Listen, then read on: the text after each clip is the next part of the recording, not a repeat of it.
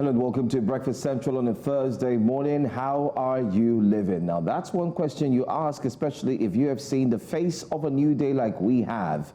I am Joe Hansen, welcoming you to the Thursday's edition and broadcast of Breakfast Central. Of course, I'm not alone. He's here with me as well.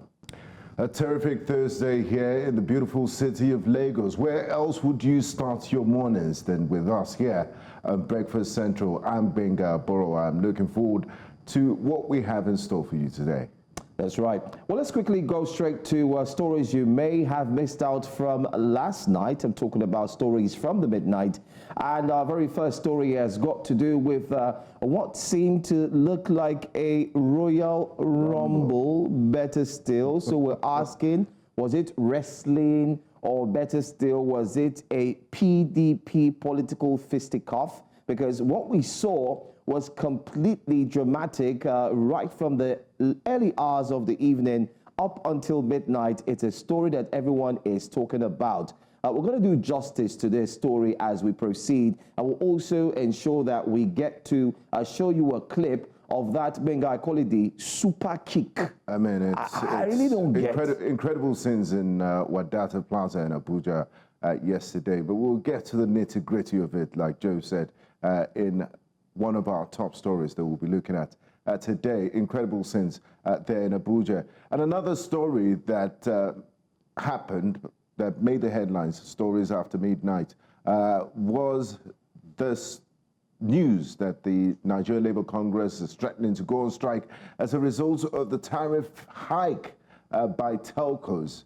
I'm sure a lot of Nigerians will be backing that move, because the cost of living is really biting hard, and they thought, they're not going to touch data or telephones.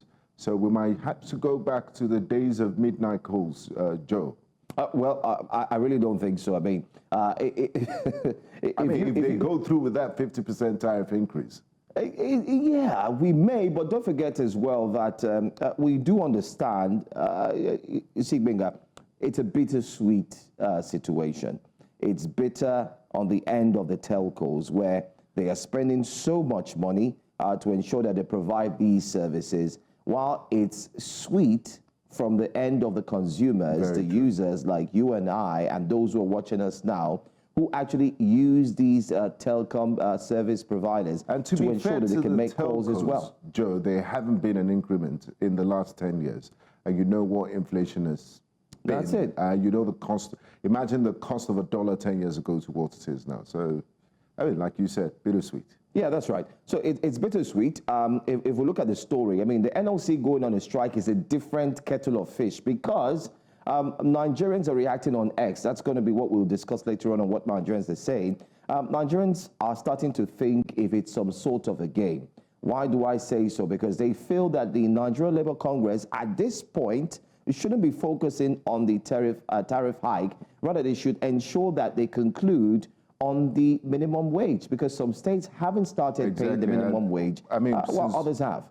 Yeah, why interfere in private? I mean, sometimes it's good to have them sort of do oversight functions for the private sector, but there are other burning issues. Force states that have not implemented the minimum wage to implement their minimum wage, and leave this for Nigerians. That's right. Well, let's go back to one of the stories as we jump into the wake-up conversations this morning. It's still got to do with the PDP. Now, just in case you're wondering why there seems to have been a fight yesterday, by the way, let's take a look at that clip and see what took place. The action, the drama. I use the word action because it was much more like watching an action-packed movie with the likes of Sylvester Stallone, and not forgetting to the likes of Jean-Claude Van Damme, and better still, maybe some other actors that you may know so well. But this were scenes where, the fracas had gotten to another level. So we started wondering, is it wrestling? Is it fisticuff or something that's got to do with politics? Well, in case you do not know, the BOT meeting was chaired by a former Senate President, Adolphus Wabara. And it was disputed as supporters of two factions. First one is Anyanwu faction, and then you had the Ude Okoye faction. They clashed. So what is the fight all about? Well, it's simply about who is the secretary of the PDP party. As you can see them there on the screen. But let's take a little audio clip and see what happened just quickly before Benga also takes a look at what his thoughts are.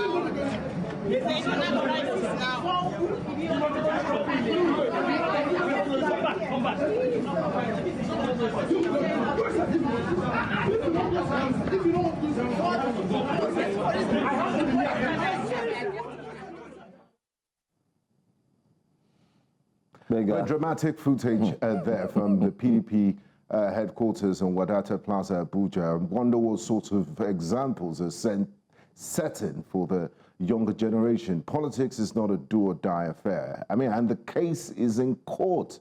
So why did they have to get to this crass level? It's quite disappointing, but it made for good entertainment values for Nigerians on social media, and the comments were just off the charts.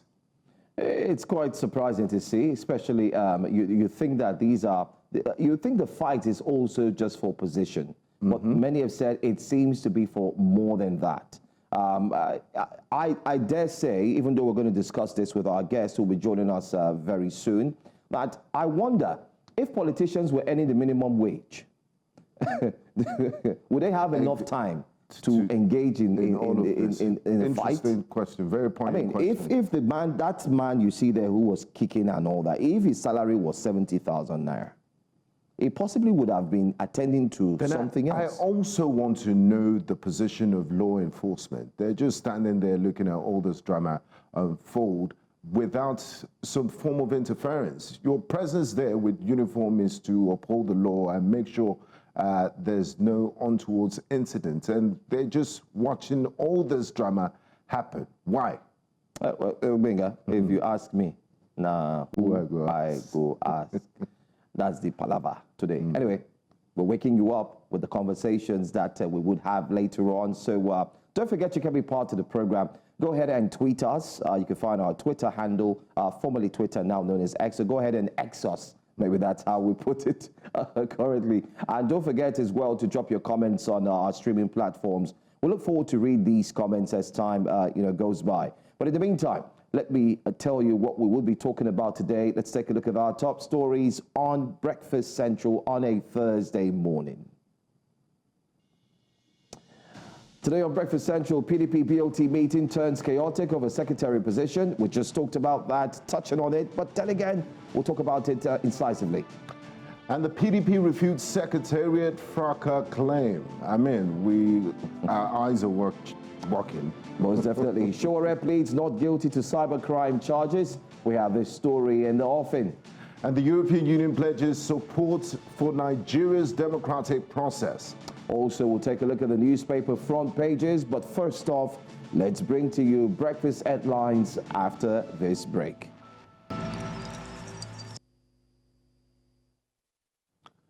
Good morning. It's time for breakfast headlines. The news of this hour begins with politics in Nigeria's federal capital, Abuja, where we understand that a fight erupted at the headquarters of Nigeria's main opposition party, the People's Democratic Party, during a Board of Trustees meeting. Tensions flared when party chieftain Sunday Ude-Okoye was denied entry. The PDP had been entangled in a leadership dispute between Ude-Okoye and Samuel Anyanwu over the position of National Secretary. A December 2024 court ruling declared Ude-Okoye the rightful secretary, but Anyanwu appealed. Ude-Okoye supporters stormed the venue, overpowering security personnel. The situation escalated until law enforcement intervened. Key party figures, including the Board of Trustees chairman Adolphus Wabara, were present. Security has been reinforced at the PDP headquarters as tensions persist. Earlier, News Central's Abuja Bureau Chief Ahmedine Uyi spoke to us on this development. The culmination of a crisis that has brewed for several months. just before the Imo State off-circle governorship election last year, the National Secretary of the People's Democratic Party, Samuel Anyanwu, opted to contest for the polls, of which he contested for the poll and lost. But during that period, the caucus of the Imo State caucus of the PDP had voted that Sunday Ude Okoye, because that slot was... The Assistant Inspector General of Police in charge of Zone 7 Abuja says operatives have arrested a suspect linked to the abduction of 20 medical students in Benue in 2024. AIG Bennett Igwe said the suspects and two others are now at large and are members of a gang that specializes in armed robbery and kidnapping in Benue and its environs. In August 2024, the victims, students of the University of Maiduguri and the University of Jos, were ambushed by gunmen around Otopo area of the state. They were reportedly traveling for the Federation of Catholic Medical and Dental Students annual convention in Enugu. The AIG added that the suspects confessed to being a member of the gang responsible for the abduction of the students in 2024. A federal high court sitting in Lagos has overturned a Mariva injunction that froze the assets of General Hydrocarbons Limited, GHL, and its directors. The court ruled that the injunction obtained by First Bank of Nigeria and FBN Quest Trustees Limited violated an existing order from a court of concurrent jurisdiction. Justice Dende Dikpeolu found that First Bank had suppressed facts misleading the court into granting the order. GHL argued that the injunction was obtained through fraudulent misrepresentation, and in response, GHL's directors are seeking $1 billion each in damages from First Bank for defamation and wrongful freezing of the accounts. GHL is pursuing a case against First Bank's lawyers for alleged unprofessional conduct. And finally, the Yoruba social cultural group Afenifere is urging President Bola Ahmed Tinubu to release the detained leader of the indigenous people of Biafra, Nnamdi Kanu. In a communique issued after its meeting, Afenifere said Kanu's right to a fair trial is compromised due to conflicting, legal proceedings. The meeting held in Isonya, Ogbo, and presided over by the deputy leader of Oladipo Olaito, called his detention unjustified. Afenifere also reiterated its demand for state police, arguing that Nigeria's security challenges require decentralization. Additionally, the group appointed lawyer Dele Faratimi as its national organizing secretary. Afenifere maintains that restructuring is crucial for national security and justice. Thank you so much for staying with us here on Breakfast Central. We're about to go straight into our major stories for this hour. If you just tuned in, well, do not forget that you can actually be part of the program. Feel free to drop a comment or two if you're streaming online on all streaming platforms. And also feel free to get your phone lines ready, because once it's 8 o'clock, we'll open the phone lines for you to also dial in. But let's go straight to our very first story. Following a fracas at the National Secretariat of Nigeria's opposition party, the People's Democratic Party, during its 79th Board of Trustees meeting in Abuja. The chairman of the board says that reports that the Secretariat was taken over by security operatives are indeed false and frivolous. Anyway, the chairman Adolphus Wabara addressed these claims while presenting the resolution of the board regarding the state of the nation and the party. Well, Edong Joseph was there, and he indeed shares this report. The altercation began shortly after the opening ceremony of the 79th Board of Trustees meeting, when an aide to Samuel Anyanwu, a factional national secretary, confronted Sunday Ude Okoye, forcefully ejecting him from the hall over disputes regarding the party's national secretary position. An attempt by Ude Okoye to re-enter the venue of the meeting sparked a confrontation. Despite the chaos, the meeting proceeded, with the BOT chairman intervening to declare that despite the internal crisis, the party has the mechanism in place to address its challenges. For clarity, we want to mention here that there are no security operatives in Wadata House. We are again one good family. You can see distinguished Senator Anyanwu is here. Ude Okoye is also here, and members are here since 11 o'clock. So if we are to remain here till tomorrow, we will still find these men here. Wabara, while highlighting the resolutions of the board, criticized the All Progressives Congress for what he described as a deteriorating state of the nation due to their policies. On the national front, the Board of Trustees expresses concerns over the worsening economic and security situation, social dislocation, and total sense of hopelessness in the country due to the ill-conceived and ill-implemented policies of the All Progressives Congress. He called for immediate actions to be taken by the administration to halt all its anti-people policies. The Board of Trustees demands that the APC administration immediately rescinds all its anti-people policies and takes urgent steps to stimulate the productive sector, create jobs, and revamp the ailing economy. The BOT says that it has established a committee to engage with all aggrieved members in a bid to address the current crisis regarding the National Secretary position. In Abuja for News Central, I am Idong Joseph. Well, that conversation is indeed hotting up, and we would have that conversation further here on Breakfast Central very, very soon. So do well to stay with us, because the PDP chieftain, I'm aware, will be joining us and we'll discuss extensively about it. But, Binga, I think we need to take a look at what happened yesterday. Yes, and yesterday, a group of Nigerians stormed the... Oh, sorry about that. Yesterday, in terms of the... Yeah, I mean the entire group of Nigerians who stormed the High Court. Yes. And you know, the premises and so on. And what we saw on a different level. While PDP was having its own challenges, we also Other saw... things were also happening in Abuja. Yesterday, a group of Nigerians stormed the Federal High Court premises in Abuja to protest the arrest and cybercrime charges against Omoyele Sowore, the convener of Revolution Now. And here's what we know so far. Omoyele Sowore was summoned by the police for obstruction, defiance, intimidation, and cyberstalking. This follows a viral video exposing alleged extortion at the Lagos Murtala Mohammed Airport Access Road. He was detained and later granted bail, but he rejected bail conditions, which required a level 16 civil servant, a surety, and passport surrender. Sowore claims his detention is politically motivated due to his criticism of the IGP's tenure extension.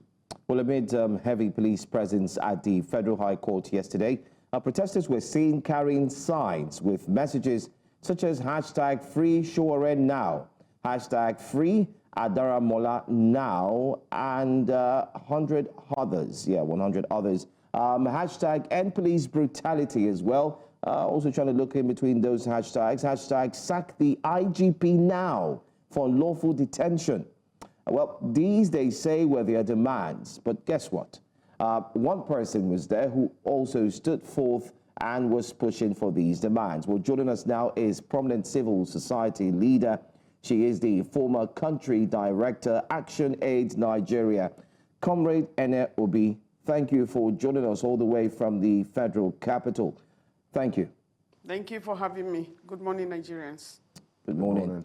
Yesterday, it seemed to be a repetition of what we possibly saw a few months back, where pocket-sized protests were being held, requests were being made to the federal government. Do you think these requests are indeed, in quotes, baseless, like some have said, or do you think it's something that would yield positive results, especially if it continues? I want to thank you. And when you are talking about pockets of protest or protest that is going on, we need to look at what are the reasons why people are protesting. Are we talking to the government, or are we talking to a listening ear, or people who are not listening? What is going on under the kind of democracy that we're having currently in Nigeria? People are really, really tired. And anything that would divert us from concentrating and bringing meaningful life to Nigerians, we are looking at a content where, Sowore yesterday was charged with a 16-count charge. They started with 14-count charge. The charges were four, and now we're having 16-count charges. We're having, different counters dating back to December 13, and also, having January 9 or something where, there were altercations. Yes, we came in yesterday for two things. One was the Abuja 11. Those who were protesting during the End Bad Governance protests, 11 of them were incarcerated for weeks without trial, and eventually, they were in prison for quite some time. And it's not only in Abuja. We had about 12 of our colleagues who were, of our comrades who were incarcerated in Kaduna for 10 weeks without trial.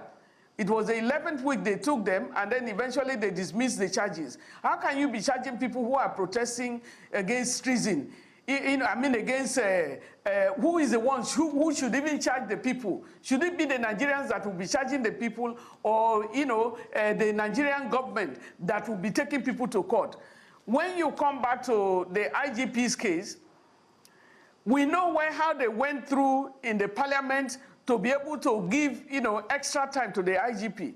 And we are saying, under the law, under the Police Act and all of that, when you put down, when it is time for somebody to retire, the person retires.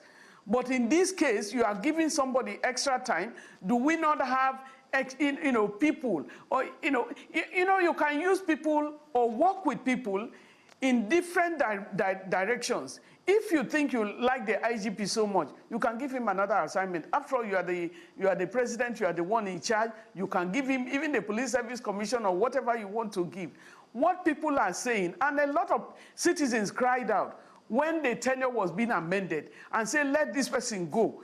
So when you call it illegal, citizens are airing their voices. Sowore did not start activism today. He was a president of Students' Union, in Unilag. So all of this time, the fact that he at one time contested, does not mean that he's not a Nigerian anymore. And the voices of opposition is really going down in this country. When you hear somebody voicing out, the political class, when we had the End Bad Governance, we were having exchanges a few days ago. And I was telling them, I said, where is the voice of opposition? You just left the civil society, the citizens to fight for themselves. Where are the voices of those who should be there, who should be asking the president, what you are doing is not good, correct it. And what we are asking the president to do is, do something better. You can do better. You have the mantle now. Whether you entered illegally or legally, in whatever form, you are occupying the seat of Nigeria, the seat, the governance seat. You are the father of the land today. No matter how you go, because we need to clear out ourselves to say, because you have gotten there, doesn't mean that, you think people didn't vote for you, or you are a president of all Nigerians. Because it is a Nigerian that will occupy that seat, but lead the people well. Let's have a democratic environment where everybody is participating. Everybody should be recognized. The citizens are going there. People are tired. When you have half of your citizens below the poverty line, poverty, hunger is in the land because it's getting really unbearable. The young people you are locking up, many of them in Kaduna, the first one, over 170, people were incarcerated before they were released. But these young people, they have no job. There are no jobs. They are really being frustrated. If you are looking at parents at home, you really be frustrated. We have, many of us have schooled so many children, trained them, where government did not have any contribution. In the past, the government used to give scholarships, but we're not even investing in the human capital. And then, so we really need to be careful. We are calling on the government, all of these frivolous charges, let them drop it. And yeah. Yes, you said you've termed them frivolous charges, 17 count charges, and you said you're also there for the Abuja 11. Do you think this cyber stalking, the cybercrime charges that have been filed against Sowore is commensurate to his comments? And what does this say about the freedom of speech space in Nigeria? Are we seeing a stifling of press freedom and freedom of speech?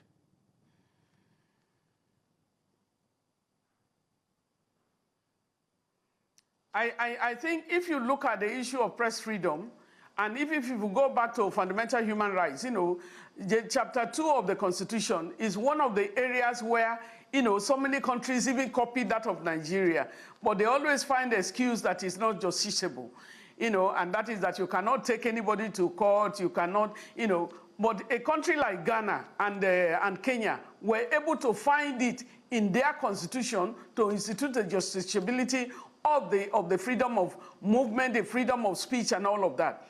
In this government, more journalists have been arrested than when you have, than the last government. And you are looking at, and it's an APC, government, but we are not even worried about the party, but the humans that are there. President Tinubu was one of those who encouraged civil society, in the past. How come he's now the one who is trying to quell, because there's a shrinking space, for citizens to exist? If we don't have press freedom, and I really want to commend the Nigerian press for what they have done so far in upholding democracy in Nigeria, even despite all the odds. I remember during the End Bad Governance, protest, so many of them were shot, and some of them lost their phones, at the problems that busted out, at the Moshood Abiola Stadium on is it day 3 or so of the protest. So we are talking about freedom for Nigerians. Nigerians are tired of so many things that people are doing, but we find our way. The resilience of Nigerians is really something that you cannot even quantify, because they do so many things and then we look alike. It is Sowore today, and they are bringing countless charges. It will be another person today. It was Dele Faroti, the other day. And then now is a Abuja 11. Children are being charged for treason. They are charged for mutiny. Mutiny of what? What are we talking about? We are watching, Nigerians are watching, when there is a huge corruption in the land, and when you are also looking at, a lot of people, the kind of expenditure of the government. They talked about Justice Oresanya report. Oresanya report talked about cutting down expenditure, and what we are seeing is increasing the expenditure. Leaders need to lead. They need to show us that they really care by the way they are living. The guy in Niger, the military junta in Niger, their leader is still using the old vehicle that was left down. But when our government came in, look at the president buying jets. Look at the president buying, one of the highest, vehicles that anybody can buy when your people are very poor. It shows that the political class in this dispensation of democracy is really almost a wasted generation. But like we always said, in as much as so many people are corrupt, there are still some Nigerians there in the civil service, in the police force, and in so many places that can never be corrupt. And we uphold them, we commend them. Nigeria is our country. It's one of the best countries in the world, and we will be able to sanitize this. But we need more voices of opposition. People need to come out and call Nigeria, the government to order. Okay. I'd like us to look at a mention from you yesterday, where you talked about the president during his heydays. He also put forth his foot, engaged in protesting, engaged in ensuring that he got a lot of persons talking, especially during the military regime. But now it seems like President Bola Ahmed Tinubu is not accepting anyone who wants to, toe the same line. What's your thought on that? Do you think it's actually the president, or do you think it's actually the people around him who don't want that to happen? What's your thought?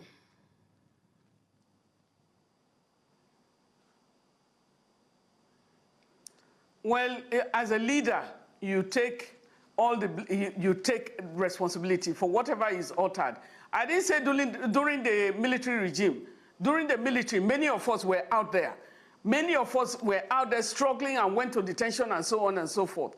But it was during, I think that was Jonathan's regime, when, in 2012, 2013 and thereabout, that Tinubu was able to come out with the opposition. And one of the things that was key at that time, one of it was the issue of price, fuel increase, subsidy. And they fought, the whole opposition, all the political, parties, many of them came out and supported, were supporting the civil society and saying no to subsidy. And they said immediately, and President Goodluck Jonathan was able to go and adjust, because there was a huge, outcry. So what is happening now? Was Tinubu involved in the protests at that time? Just with the civil society, so for his own means or gains, or was he truly, there for Nigeria? When you are talking of fuel subsidy, let me just put it right here. When they are talking of that, Nigeria, I keep hanging on that. The only OPEC country that does not refine oil. All our 4 refineries just went down the drain, and then we are in it. And so we need to put the whole thing in a different perspective. If the 4, refineries are working, you will have so many Nigerians who will be working today. You will have so many of those who are looking for the unemployed Nigerians to be employed. Now we take our oil to Malta, we take it to other places and bring them back. You will keep their own citizens working, or, there. And then we are told so what you are telling Nigerians there is a subsidy when you are not even running any of your refinery. Now you say, okay, NNPC is producing. Since they started production, is it 1,000 or 100 naira that they lifted up and say, okay, we are producing now. Okay, just look at the mathematics. You are no longer producing. You are no longer shipping out the crude. You are now producing here. The cost of shipping out and bringing the refined product in should be eliminated. And so what are we having? And so I think the politicians are using the civil society. And one of the things I was telling them the other day is, you are asking the civil society to come and cry out, but where are you limiting us to? Who is paying who is giving money to the civil society? We really strive to write proposals and negotiate before we are giving money to do the things that we are doing. Madam, you look at the civil society, you say, some of them are sellout. Of course, they are Nigerians, some of them will be sellout, but we stand on the platform of patriotism.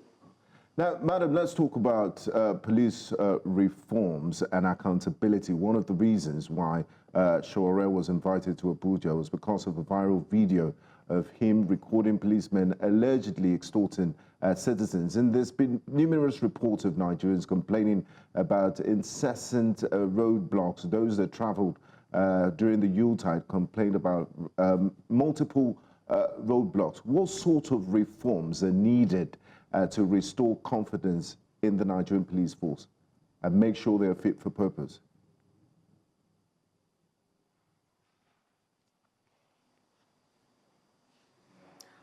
I think we need to separate criminality from a normal perspective. The Nigerian police force, they have the intelligence. They are very intelligent people. So let's not be deceived that they don't have the grasp of the work that they're supposed to do. One of the things you also see, though it's not an excuse, is you keep the police in some different places, even in conflict zones. You put them on the road. Do you give them water to drink? Do you make supplies for them? Do you really take care of the police force? Because when we are looking at the police, it's like we put them at bay, as if they are not human beings. The police, they are human beings. Members of the armed forces, they are human beings. And they need to be treated well. And so sometimes you find them asking for money, begging for money. If you don't give them, they let you go, sometimes. But are they supposed to be in a begging position? Go to their barracks. Go look at the welfare of the police. And one of the demands of NSAS, protests, was the issue of looking at the police, the welfare of the police. And I remember that one of my children went out during that, you know, and she was badly beaten by the police, which was very, very sad for her because, Mommy, we are talking about the police. We are trying to say they need to treat the police better, but they are beating them. And so you look at the person who is in the front line and look at what is controlling that person, the orders that they are giving, and all of that. We are all Nigerians. And I ask the political class not to divide, you know, Nigerians among Nigerians, because the police, they are Nigerians. The civil society, they are Nigerians. Students are Nigerians. You know, armed forces, all of us are Nigerians. And the politicians are Nigerians.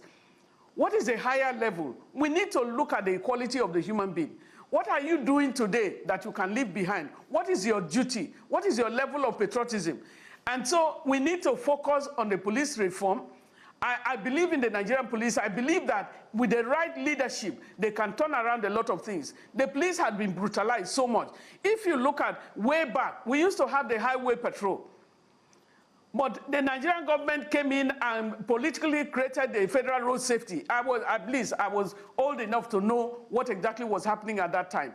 And then you divide that. Now you create the civil defense and a whole lot of others, depleting the resources of Nigeria from the same funding, from the same budget. And so what does the Nigerian police become? How many people, what's the membership of the Nigerian police force? And then a huge number of the police force are detailed to politicians. Many politicians cannot go to their villages without the police. How many police have been killed because they are guarding people? These are children of Nigerians. We need to pay attention to the quality of citizenship, the quality of life, to let's know that one life matters, one life of the police matters, one life of every citizen matters. They need to free everyone, you know, that is connected with end bad governance, and actually end bad governance now. All right, thank you so much. I mean, Comrade Ene Obi. It's a lot to unpack, but I want to thank you so much for joining us, Comrade Ene Obi. It's a very, very tight situation, but then again, we'll get to see what the conversation would lead to, and also we'll get an update from Sowore, who should join us pretty soon for this conversation as well. Thank you for your time, and thanks for joining us, and have a great morning. Thank you, madam. All right. We'll go on a quick break. When we come back, our next conversation will focus on what happened in Abuja. We talked about it earlier on, and we would revisit once again. You're welcome back to Breakfast Central. Earlier during breakfast conversations, Joe and I touched on this, but it's now time to get into the nitty-gritty of it. Like they say, the devil is in the detail. The leadership crisis in the People's Democratic Party took a violent turn on Thursday, January the 29th, when a Board of Trustees meeting at the party's national secretariat in Abuja erupted into chaos. The confrontation stemmed from a heated dispute between two claimants, Samuel Anyanwu and Sunday Ude Okoye, both insisted on being the legitimate PDP national secretary. The situation escalated into physical clashes as supporters of both factions engaged in confrontations. But here is what you should know. The BLT meeting chaired by Adolphus Wabara was disrupted as supporters of Anyanwu and Ude Okoye clashed, forcing some officials to flee. The crisis follows a Court of Appeal ruling in December 2024, which declared Anyanwu ineligible for the position after contesting the Imo State governorship election. And also, despite the ruling, Anyanwu has refused to vacate the position, appealing the case to the Supreme Court and filing for stay of execution. Well, as both factions continue to stake their claims, all eyes remain on the PDP's next move and the legal verdict that could ultimately settle the dispute. But what does this mean for the party's leadership and its future? Well, joining us now to provide insight is PDP chieftain and public affairs analyst Segun Sowore. Thank you so much for joining us. And I don't know what you have to say to the footage and what we saw that took place yesterday, but it didn't really look good at all, especially with the current administration, who would be having the last laugh because they've already said and mentioned that the PDP will never be an opposition party, especially going into 2027. But first off, what are your thoughts about what we just saw and what took place yesterday? Some have tagged it to be very shameful. Well, thank you very much. No one should support violence. No one should support unruly behavior. And no one should support the disturbance of the peace in society. But having said that, there's no big deal to it. I think it even tells you that perhaps PDP is a cat with 9 lives. You will ask, why are they even fighting and why are they even struggling to say they are this, they are that? If the party was not something that they desire or hope to, use to push their individual agendas and also maybe the corporate agenda. I think it's unfortunate that they allowed it to descend into that. I think it's careless on the part of the DOT people, for they would have known that that possibility could exist, given the fact that they are very aware of how contentious the matters are. And I don't think it would have been wise for them to have invited two contending forces to one meeting. And I suppose they would have also had to provide the right type of security conduct. I think it is irresponsible to see people in the presence of police officers who are in uniform even attempt to go at the police and then attempt to kick the door. This is nonsense. We are a nation of everything goes. Ordinarily, I would expect the police to go there and go and arrest people who can be found and identified in that rush and tell them to come and explain why the full lot of the law should not be placed upon them. But beyond that, the fact that after the little shenanigans, they were able to calm the situation, they still went on with their meetings. They released a communique afterwards, and thankfully, those who are members of the BOT are supposed to be the elderly ones in the party.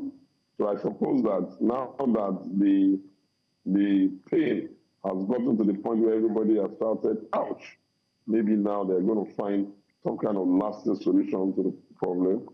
I'll also expect the national NWC, I'll expect the people that have authority over the party in an executive role, I'll expect them to look at that, what has happened yesterday, and be very firm with their decision as to how that kind of nonsense must never happen again. The grounds of the political party should not be desecrated. If you really want to fight, you can go do that in the boxing ring or when you are seeing yourself outside. It's like saying you will go to the place where they're having a Federal Executive Council meeting and not be fighting. You must be a fucking barbarian. Mind my French, please. You must be a barbarian of the highest, of the lowest despicable nature to do that. But don't worry, it's no big deal. They will manage themselves. The law will take its course. The case that they are talking about has to do with who is the national secretary of the party. You know that the position of the law is clear. Yes, you may have a judgment until you exhaust all the avenues. You can't, take office. You still have to go to the Supreme Court, however slow, however irritating, you have to wait for it. And once the Supreme Court makes a decision, then we'll see what you can, you know what I mean, what you can then kind of carry out or enjoy the privileges that have been given to you. I can give you some background on that story. The law of the PDP, sadly, does not expect anybody who wants to go and contest an election in the strictest sense to resign. I didn't make the law, they made it. Now, the man who is the national secretary, which is went to contest the election in Imo. The conversation was ripped as to who he should be resigned so that he can face it, but the law did not ask him to do so. The constitution did not ask him to do so, so he didn't do it. He didn't win, and he returned back. A lot of struggles here and there, but eventually he was able to produce, I think, something that allowed him to act in his office. This is considered not to have needed to resign according to the laws. Now, the people, the BOT and the people in the south, in Enugu, made up their mind that they wanted to start a new process, which is to say they are passing a vote of no confidence. They don't want him anymore, and they're bringing Okoye. They smartly ran to the Enugu State High Court and got a judgment saying that it should not parade Okoye issues. The case was appealed. Enugu Division of the Court of Appeal gave them judgment, affirming Okoye, or at least saying that Okoye should act. The man who has the original rights by Congress goes to the Supreme Court, gets a stay of execution. I don't understand why anybody should jump over and above the law. Sometimes you have to wait. And if you think that you are so powerful in the nation that has laws, I expect that the Nigerian police should be interested in why and who are those miscreants that were doing that in the vicinity of the party secretary. And for the Nigerian public, the masses, please, I apologize on their behalf. It is that they don't have shame, and they mean they had shame. A party that lost the election back to back and has a lot of responsibility as an opposition would not even allow the situation to degenerate to that. But do forgive them. It's just a storm in the teacup. When the law finally settles the issue, we'll move on. Thank you very much, Mr. Sowore, for giving us that recap. And like you rightly said, they had managed to calm down the warring parties, and the meeting went ahead yesterday. We heard from Senator Adolphus Wabara. Now, the PDP has announced that it will hold a National Executive Committee meeting in February. What specific outcomes are expected from this meeting, and how will it address the current leadership crisis and internal division? And do you also expect punitive measures should be taken against those who desecrated the Wadata Plaza yesterday by engaging in fisticuffs? Or it's an internal matter, it's gone, let's move on? Thank you very much. You know, the man makes the office, really. The garment will never make the monk, so they say. It is the weakness of those who are running the party in the first instance that certain level of indiscipline have been allowed to go unchecked, and because they've never really acted their role positively, appropriately, and strictly, everybody now has gone to their own devices. When they are going to go to the neck, I know that by our procedure, the acting national chairman in this case is the chairman that will convene the neck. Ideally, they will have a pre-neck conversation which will determine what you call the agenda of the neck. Once they are done with that agenda, then they will go to the neck and just go and discuss it. I know the orders by which people are allowed to speak in neck. I know that the national chairman will give a brief. I know that the national secretary, I know that the national organizing, I know that the representative of BOT, I know that the representative of the National Assembly, those people who have that duty to give those briefs are clearly known. And then it is the agenda that they bring to NEC that is on the agenda of NEC that will be discussed. Hopefully, they will do a thorough introspection, knowing fully well that the noise and the decibel around the party is a bit on the high side, and that the general public is a bit wondering, why can't you guys just settle yourself so that you can get ready to the business of trying to, march towards the next election? But, organizations are structured in such a way that people must be very, very careful who they give responsibility to in organization. And that once you give them that responsibility, you have to just endure the tenor. For even if you wanted to step over them, your organizational framework and the laws that you are operating yourself by, which is your constitution and the Constitution of the Federal Republic of Nigeria, can be thrown at you, and you will just be in court for a long time arguing over what should not really become an argument point. So I think that until they get to the neck, before we know what the agenda is, until they release their post-neck decision, before we know what the issue is. But in terms of that nonsense that took place yesterday, I'll be very, very disappointed if the Damagun-led NWC does not wield the very strong big hammer to just send a message that that kind of nonsense will not be tolerated. You cannot be so big to the extent that you force your way over and above the party, bringing thugs and bringing people to just come and start acting like, I don't know. It's unfortunate. It's unfortunate, but never mind. The party has organs at the lower level, at the wards they are doing well. At the states, they don't have that much problem. At their zonal meetings, minus Southeast, there's not much of a problem. So if it is just the national, and even at that national, maybe only 2 offices. The office of the national chairman, where people are saying they want people to step aside so that another region completes their turn, depending on your interpretation of that, and maybe the national secretaryship now. And there are about 17 people there. So if you have challenges with only 2 of them, it's still not a bad average. All right. I'm sure that they will be common sense to know that nobody is interested in this kind of nonsense. All right, Mr. Showme, I do have a two-point question for you this morning. Do you think that the PDP has been infiltrated? Do you think so? Because some persons have said that, looking at the fact that the FCT minister has not been sanctioned, nothing has happened, it's given rise and it's given, so to say, powers to others to equally do as they wish. So do you think the PDP has been infiltrated? In other words, do you think it would be able to stand as a political party to beat at the 2027 elections? That's one. My second question to you simply is, there are also mentions that some persons will soon believe in the PDP as well. We've seen recently some senators have, in Nigerian language, have ported to the APC, which seems to be a recurrence. These two questions, I'd like your answers on them. First off, do you think it has been infiltrated, seeing that the FCT minister has not been summoned, sanctioned? And secondly, as well, do you see others leaving the PDP to the APC? And would you be leaving the PDP very soon, Mr. Showme? Okay. All right. The first question that you're talking about, whether the PDP has been infiltrated. You see, a political party of the nature of PDP is a very organic organization. Some people look for every excuse to go to where they think the grass is greener. Some people are really tired. Some people are just being mischievous. Some people are demarketing the party in their unfortunate desire that maybe when they leave, the party will be weak. All of that is rubbish. And the PDP has demonstrated over the years that it's such an elastic organization and that there's no limit to its elasticity. If you leave the PDP today, somebody else takes over your position immediately.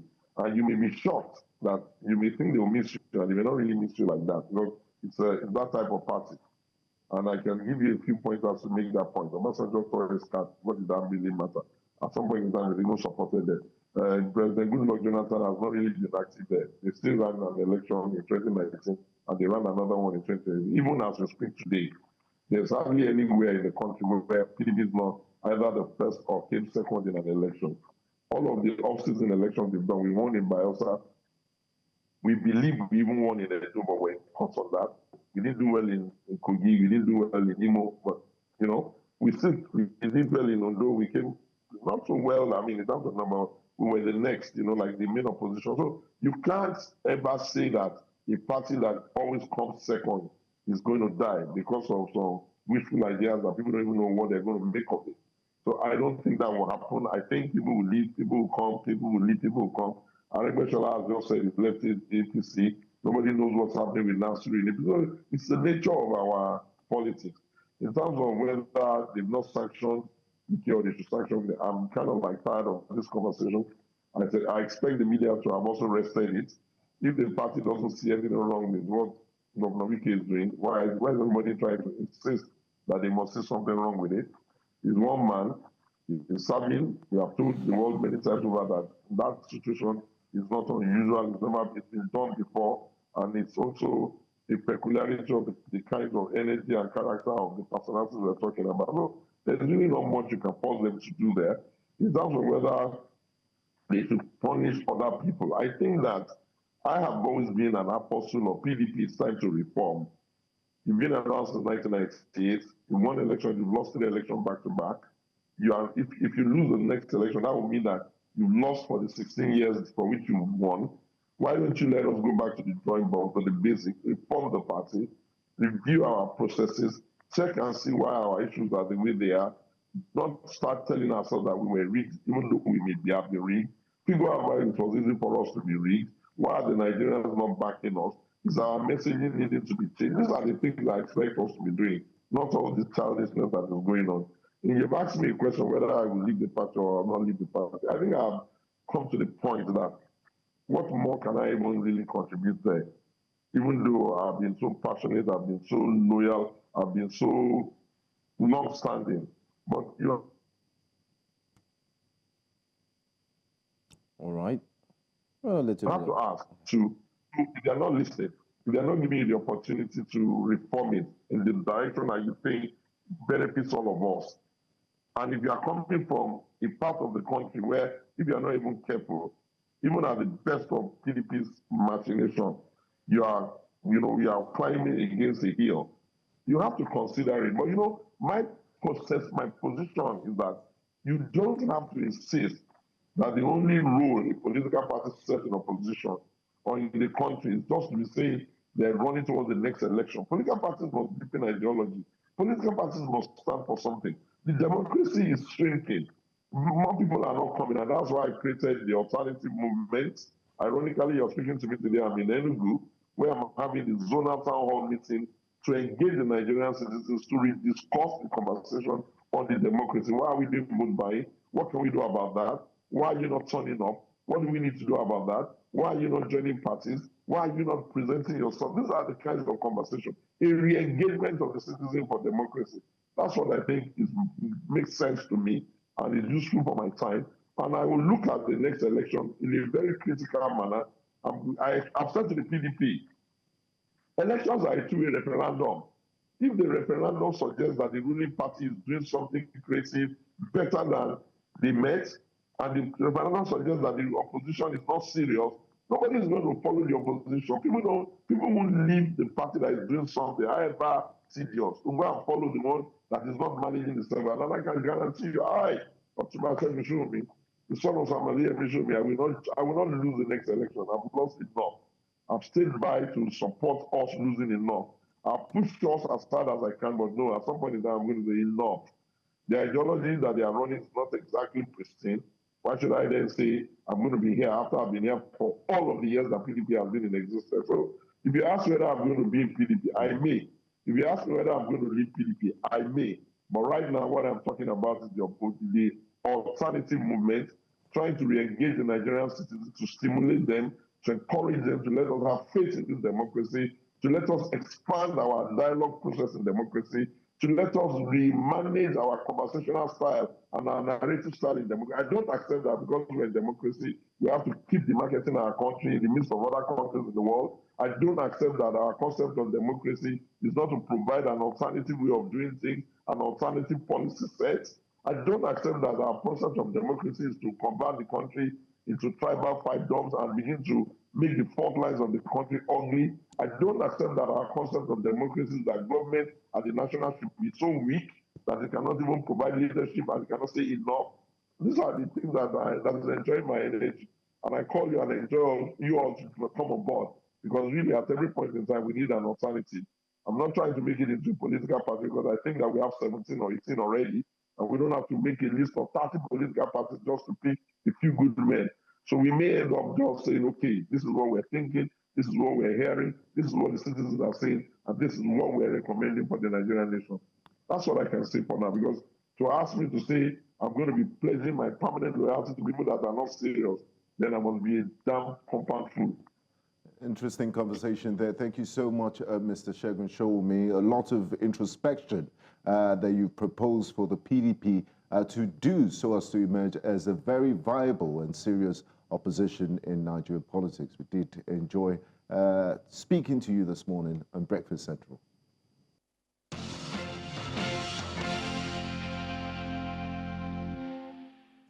So it's Thursday. It's time for you to join us as we take a look at the front pages of the newspapers. Feel free to dial the number right there on the screen and share with us what your thoughts are on the stories we are about to unearth, or better still, look at from the front pages of the newspapers.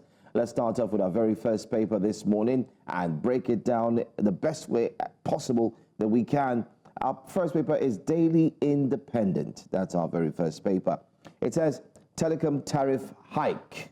Telecom tariff hike. Labour to stage nationwide protests February 4. Cautions federal government, NCC, NAS to hold implementation. Anyway. Yes. I mean, this is expected, like we said earlier during the program, that, I mean, is this the right way to go? And let's see how this plays out. Absolutely. There's another story there on the Daily Independent at the bottom right. It's got to do with the PDP again, but this time it's our former Vice President, Atiku Abubakar, who's talking tough. He says President Tinubu embodies essence of desperation. President Tinubu embodies essence of desperation. In the article, I think I stumbled on this article. Was it yesterday night? He said the policies show that, you know, the current administration is trying all it can just to, you know, possibly in the simple terms, to prove a point. A positive point, or yeah, what kind to of just point? prove a point. They just want to prove a point that, oh, you know what, we are working and so on. I'm just trying to put it in the simple, you know, terms, especially for all to understand. But he said it's not in the Gen Z language. It's not giving. It's trying its best, but it's not giving. It's not giving. It's not getting there. It's not giving. So hence why you have, he says it reeks of desperation. That's what he said in that article. So let's see another one. Damagum Wabara blasts PDP leaders NWC over party crisis. We just talked about, you know, the PDP at length. In case you missed it, you might want to go on YouTube and possibly tap on the rewind, and you would get to see that interview with Segun Sowore just a few minutes ago. Last story I'm going to take on the front page of the Daily Independent. Let's see. Max Air suspension, airline right to have grounded operations. NCAA needs change of approach, experts say. And it was very, very surprising that this story wasn't flashed fully on the headlines, but it was kept very, very on a hush-hush. Let's put it that way. It was kept very quiet because it would have led to a national disaster as well, especially with the flight carrier, Max Air. But then again, experts are talking about what happened. Exactly. Something as big as that, you expect it to be headline or should be very prominent in the front pages of newspapers, and there's hardly any talks about it.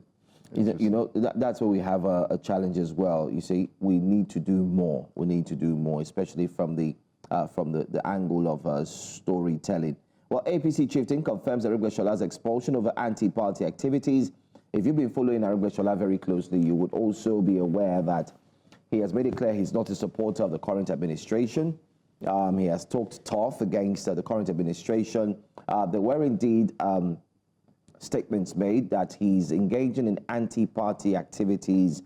He was, on the other hand, you know, working for the PDP while he was still retaining his position as the APC member. But these conversations are ones that may have, you know, sprung up this official and final statement coming from the APC that he has been, you know, expelled from the party. But let's see where he's going to go to. Is he going to bid or pitch his tent with the PDP? And, you know, would you really want to pitch your tent with the PDP with what you saw or what you're seeing recently? Or maybe start his own political party. Who knows? Who knows? I only remember him for that, you know, anytime we have national holiday, or there's a, you know, the pictures with the two fingers. Oh, yes. Yeah, okay. You know. When he was interior minister in the last administration of President Buhari. That's what I can remember him for. But then again, these are the stories we're going to take on Daily Independent front page. Let's go to another one. Punch. Okay. The Punch newspaper, the headlines there. I mean, I think a lot of the newspapers can't miss this. It's the Royal Rumble, the WWE scenes we witnessed at the PDP headquarters yesterday. PDP governors plan summit as leaders exchange blows at BOT meeting, like the PDP chieftain we just spoke to, Segun Sowore, said quite disgraceful scenes yesterday. And the writer says party restrains warring factional secretaries from performing duties, and APC mocks opposition leader. I mean, Joe, you expect them to capitalize on this.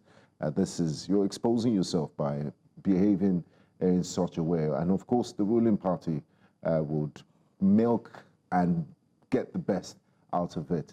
There's also a headline there, injunctive order against Obiagbena, GHL Others Stay, says First Bank Council. We'll continue to monitor that development there. And also there's talking about NNPP woos Aregbesola. I guess the Punch is trying to answer your question, Joe. When you said, where's Aregbesola going to? NNPP, he is a political heavyweight. Some might term it as that in Osun State. So the NNPP is saying, look, we could use this as an inroad into the Southwest. And, you know, all sorts of political calculations and machinations are going on towards 2027, even though we're still in the first quarter of 2025. I guess that's how politics works. Expulsion. NNPP woos Aregbesola. APC disowns Oyetola's governor's posters. Interesting. And that sad incident we see, it could have been worse, but thank God the danger was averted and no reports of injuries or loss of life. Max Air. Federal government suspend airline plans to audit orders. So I believe this is coming. It's a laudable and commendable development because aviation safety should be paramount. And as we speak, this morning there was a plane crash in the United States in Washington, American Airlines, over the Potomac River, collided with a military helicopter. I'm sure you get details of that in our bulletins as we proceed. Now, JAM suspends law admission in Kwasu, Redeemers Varsity, 6 others. You know, the law is a very, that's why they call themselves, it's a noble profession. So if you're going to study law in university, I guess the Nigeria Legal Council, the Nigeria Universities Commission have certain criteria they use to accredit certain programs in schools. So I guess that's why JAM has suspended. It was probably a directive from one of these bodies for JAM to suspend admission in these universities. I guess because of the quality of the lawyers they've been producing. I guess, like they say, the devil is in the detail. If you want to find out more on that, get a copy of today's Punch. Police kill 5 kidnappers, recover 5.2 million in Ogun State. So much is happening in Ogun State these days, Joe. Just last week, the wife of a former AIG was kidnapped, and thankfully she returned back safely, and the police were able to recover some of the ransom money. And lastly, from the Punch newspapers, Gani Adams faults Sultan for backing Sharia in the Southwest. Okay. Anyway, I think one of the stories that's very interesting here is this still on Aregbesola. Don't forget that the NNPP, we did have the spokesperson, national spokesperson, join us yesterday, Ladipo Johnson, and he did talk about how the NNPP is under attack.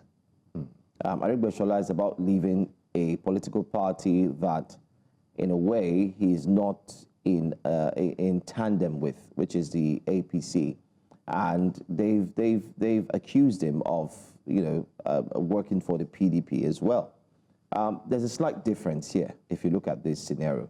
Aregbesola moving to another party would actually mean a lot.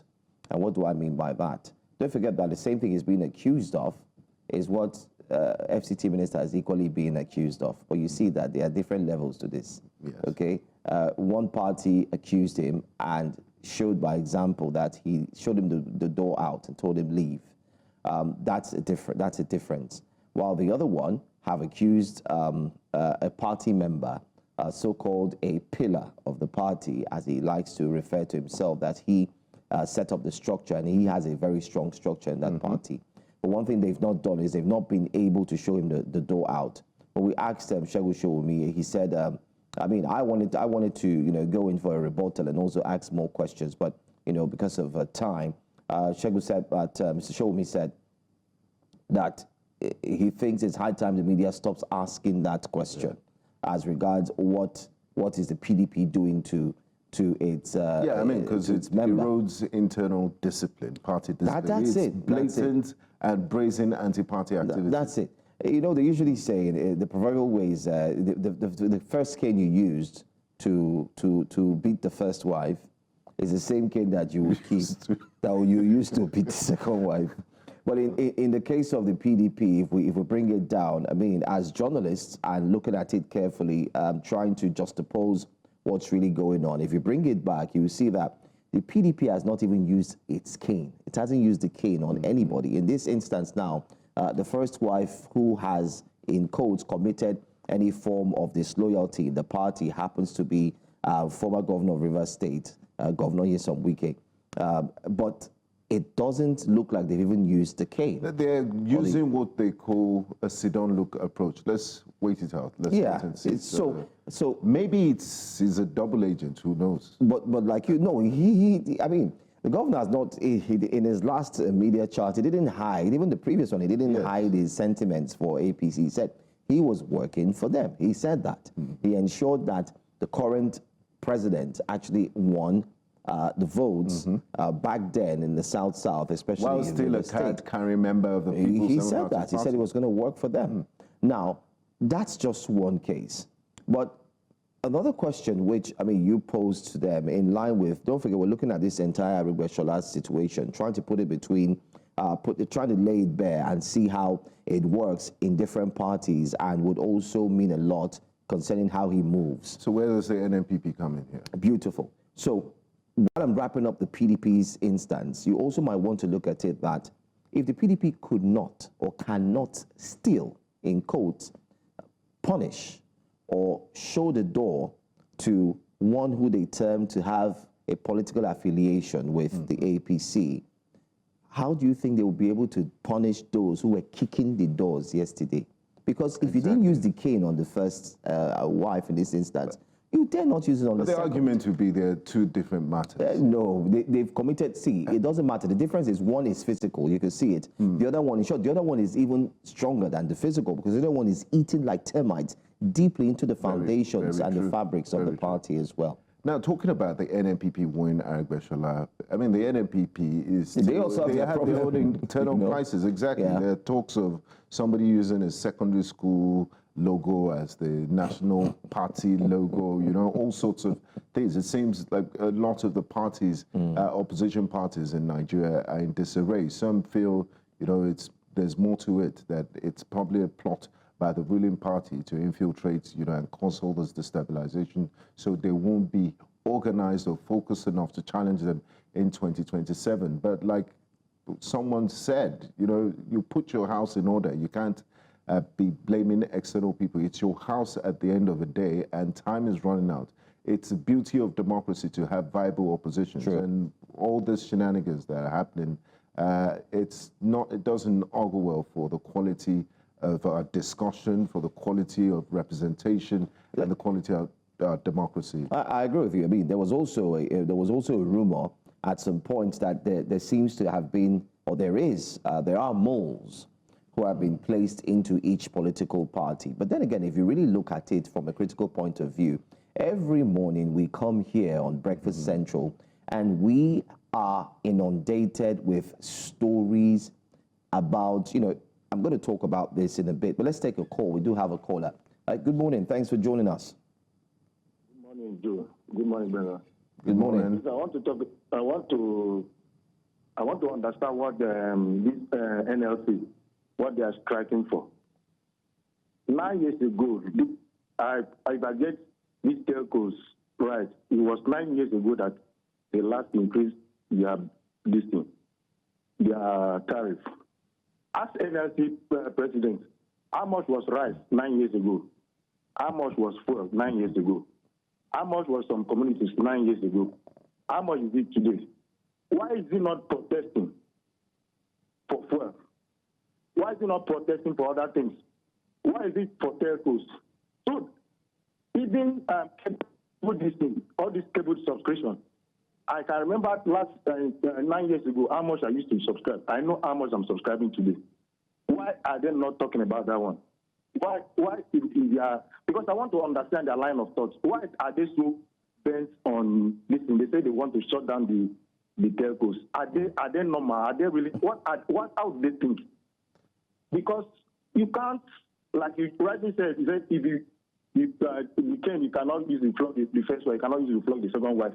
So it's It's a simple thing. So, Lenin, why don't we see it this way, if you can hear me? So the NLC, I don't represent them, but let's think, let me play devil's advocate here. The NLC knows you've been paying for fuel, you've been buying bag of rice in the last 9 years, and they know, the average Nigerian has gone through a lot.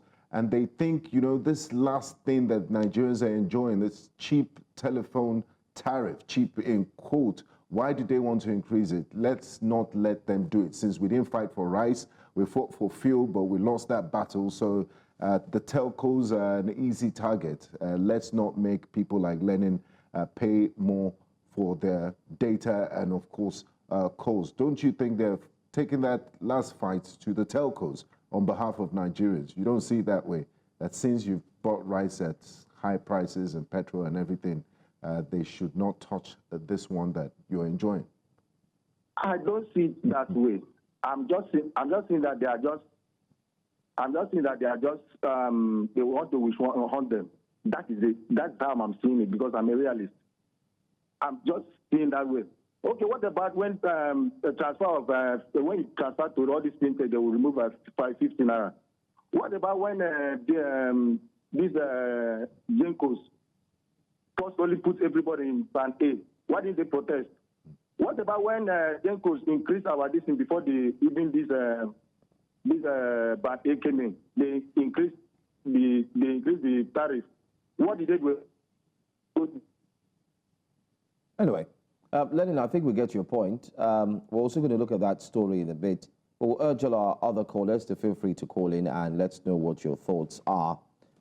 Very, very incisive conversation there, especially bringing the NLC to the fore. It's in the Daily Independent, by the way. Telecom tariff hike.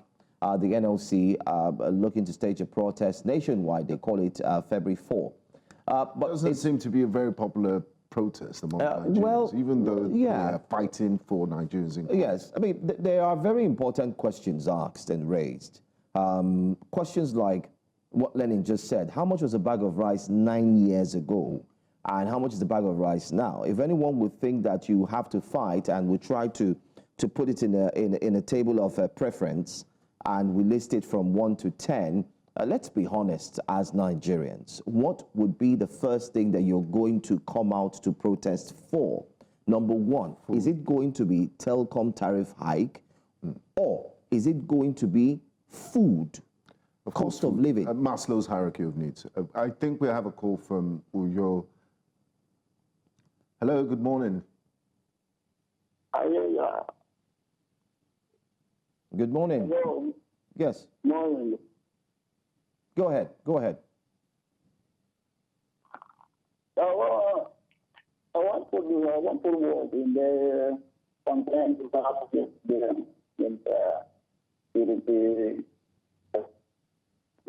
Well, I'm afraid we can't really hear you clearly. You might want to do your best to call us back if you can, but we can't. We're struggling to hear your voice. So, like I was saying, if you're going to list 10 things that you want to protest for, is it really going to be the telecom tariff that you protest for? Yes. Because this is what Nigeria, I mean, we're going to go to what Nigerians are saying in a bit and see what, coincidentally, that's what we're looking at, the NLC, the planned protest. We'll see how Nigerians are reacting to it. And today we're going to rate it because we do have our data room. We're going to look at how Nigerians are reacting to this story, and then we're going to rate it accordingly. Number one, are you going to protest about food, the cost of living? Number two, are you going to look at fuel price increase? Don't forget the minimum wage that was fought for, some states have still not paid or are still not paying it. Implemented, yes. It's not been implemented. So I've mentioned about three things. Number four, are you also not going to push? You know, there's one major case that seems to lie in the face of the NLC, and you know what that case simply is. It's about the American president pulling out from the WHO. America is the biggest funder of the World Health Organization. Over 1.42 billion naira spent as at last dollars. I beg your pardon. Spent as at last year. Sorry, we have another caller. Hello. Solomon from Isheri, please go ahead and talk to us. I didn't get you. Yes, we can hear you loud and clear. Solomon, go ahead, please. Just turn on the volume of your TV set, please. Good morning. Morning. I'm surprised that they are calling for a strike. Now we're calling for what? Okay. Okay, there seems to be a delay, so let's just hold on for Solomon. Or a protest. I don't know what to... Yeah, go on. Protest, strike, whichever one. What to call it. They didn't protest when they increased the electricity bill.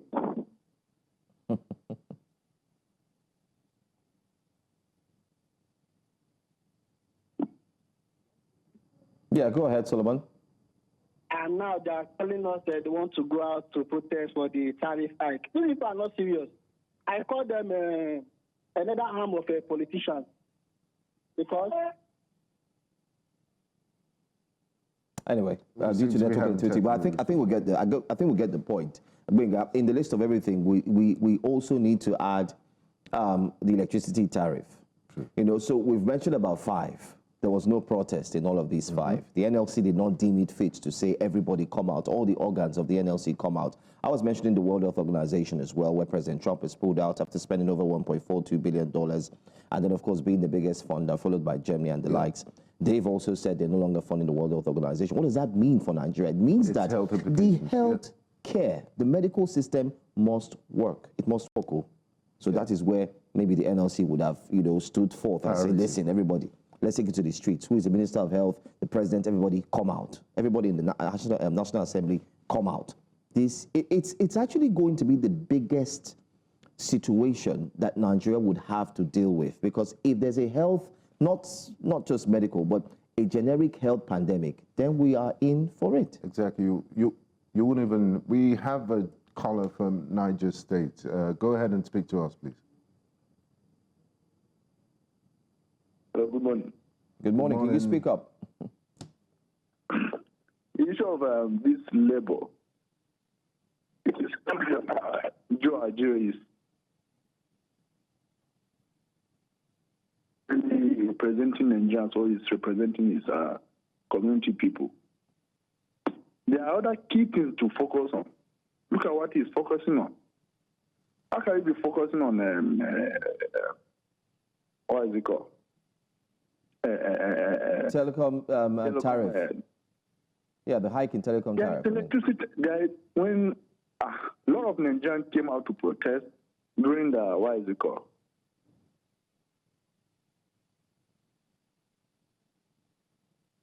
Anyway, I think we get Jibril's point. Seems that the network is not that favorable. The general sentiment, even from the survey of the calls we've taken so far, is that, what is NLC doing in terms of priority? That this is almost like a joke. And in fairness, to the telcos, like Lenin said, is a realist. The price of energy, they're a business. This sector has been liberalized. They're not a charity. There's not been any... They were actually going for 100% increase, and the government and the regulators said, no, you can't do it, let's do 50%. I believe it's fair, looking at factoring inflation and other issues. I agree with you. It's a conversation that... So what we're looking at is, as we wrap up the papers, is the NLC an organ of the people, representing the people? Is the NLC an organ of the government? The NLC will tell you they're representing the working class. That's why they're the Labour Congress. Those under the employment of the government. So whatever happens in the private sector, it's not their business. They're only out for their members. So I guess that answers it. Let's wrap it up with Emmanuel from Ikorodu. Emmanuel, good morning. Hello. Good morning. Hello. We can hear you. Morning, Emmanuel. We can hear you loud and clear. Go ahead, please. Okay. This protest being proposed by NLC. Labour Congress. I am not in support, because Labour Congress have lost their salt.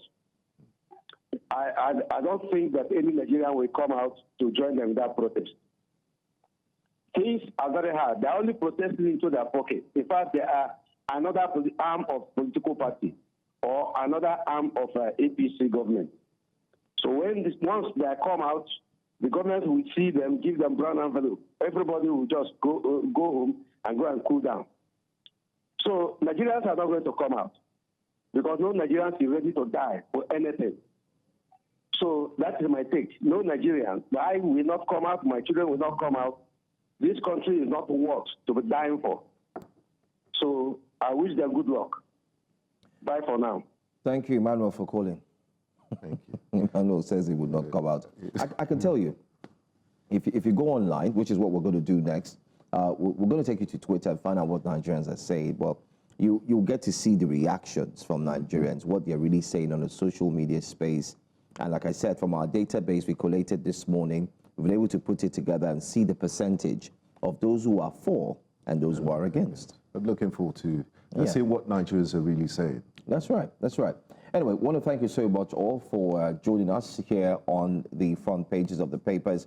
Your comments do mean a lot. We've also been able to fill your polls concerning one of the biggest stories on the front pages, which has to do with the NLC calling for a national strike.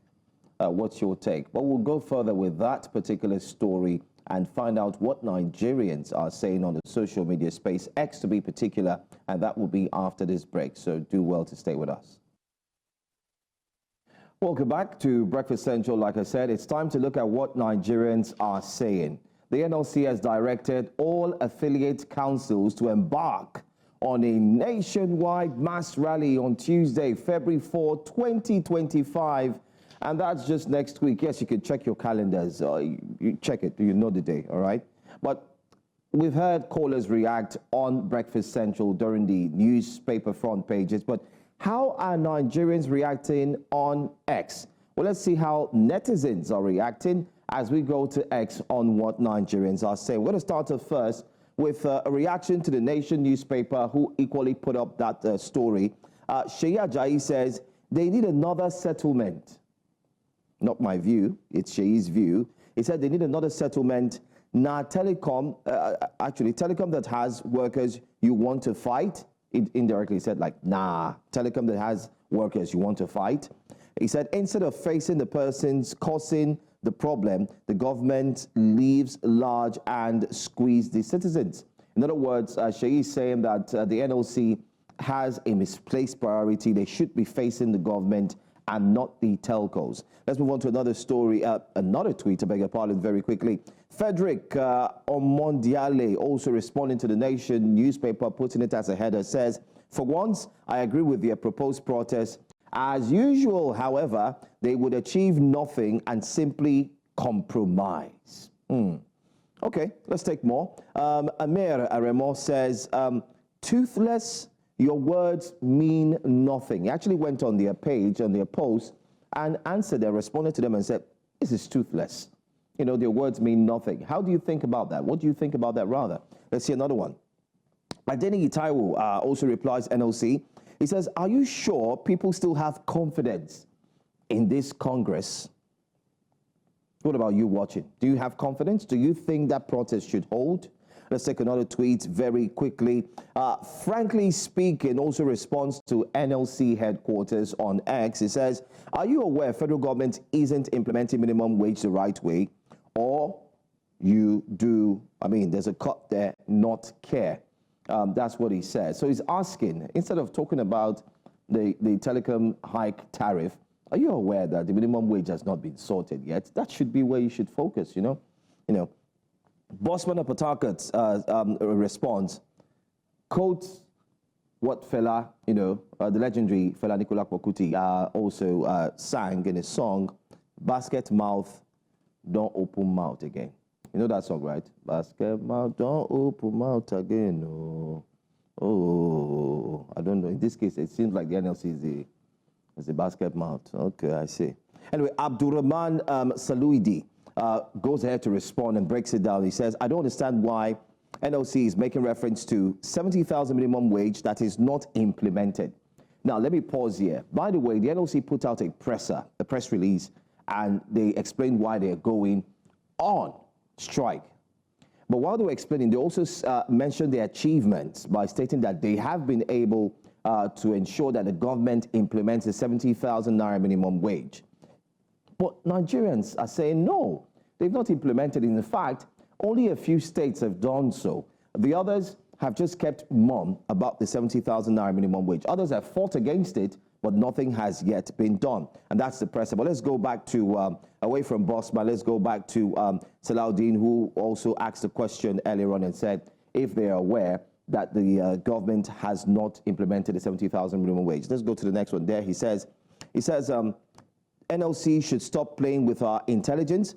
We understand all these games. You are playing with this insensitive government. You see, these are the reactions. I don't know if we have one more. Yes, Dr. Prince Charles, of course, a Peter Obi supporter there, says, go and sit down before they beat your president again. The last president this union had was Adams Aliosomole. Okay, all right. Anyway, one more for the road. Humble Heart says, I beg, go warm, cold eba, eat. Go warm, cold wine. Stop disturbing us and stop disguising. You know what you are doing. I don't know what the other statement there means. I'm not going to say it. Well, these are not our views, neither is it mine, but these are the views of netizens who are reacting to the NLC willing to go on strike. Benga, from the database, I can go straight to my phone and check it. It goes to show that 90%, yes, overwhelming majority, 90% on social media are not in support of the NLC and it's going actually on strike. A reflection. It's not just social media. Thank God we take the pulse of the people. We open the phone lines during the newspaper review. And the sentiments we also got there is that Nigerians are not in support of this. There are pending issues. And I'm glad you put up that communique from the NLC.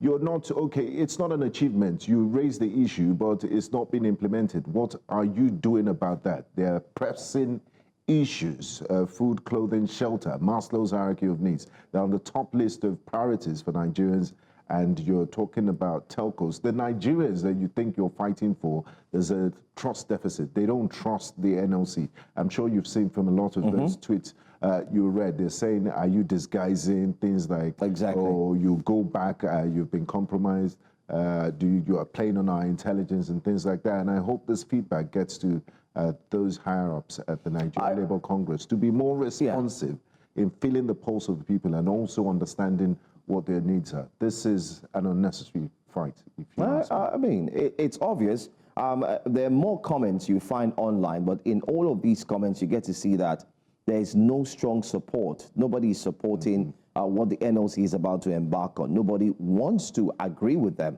That Nigerians even feel on the ratings, looking at the back, apart from 90%, Nigerians also feel that there are more important things that the NLC could have called for a national protest for. They include the increase in fuel pump price. They talked about when Nigerians would wake up, they would eagerly, fight for the pump price. You also mentioned the healthcare facilities and what there's healthcare. There's electricity tariff, which is very key as well. They talked about that there's high cost of living, food prices, despite the fact that there's a lot of promises made by the administration that very soon prices of food will come down. They're not even being realistic about it. There's no percentage decrease that they're proposing to the telcos. There's no compromise. They what just will say be a don't victory? increase. No increase. I mean, after 9 years, it's quite ridiculous. But it's a tough one. It's a really, really tough one, and that's exactly what we've seen here. Well, that's what Nigerians are saying, and that's exactly what we have been able to bring to you very quickly. But before we go, let's tell you that the European Union has pledged its commitment to support Nigeria's democratic process in a bid to grow the nation's democracy. The head of the EU delegation to Nigeria and the ECOWAS during a visit to the INEC headquarters in Abuja said that the EU will continue to stand by Nigeria as a formidable partner, sharing its experiences without interference on the nation's sovereignty. The chairman of Nigeria's electoral body, while commending the EU, says that their contributions in the past has catalyzed amazing results visible through the gains made in the last few years. For several years, particularly since the restoration of democracy in Nigeria in 1999, EU's partnership with the Commission and other stakeholders has helped to consolidate the electoral and democratic process in Nigeria. There has been incremental improvement in our electoral process over the last 6 electoral cycles. However, we also appreciate that a lot of work lies ahead. We welcome EU's assistance and assurance of continuous engagement and collaboration with the Commission as we approach the 3rd phase of the European Union support to democratic governance in Nigeria, the EU SDGN, under which funding support is provided to several institutions and groups that play a role in democracy and governance in Nigeria.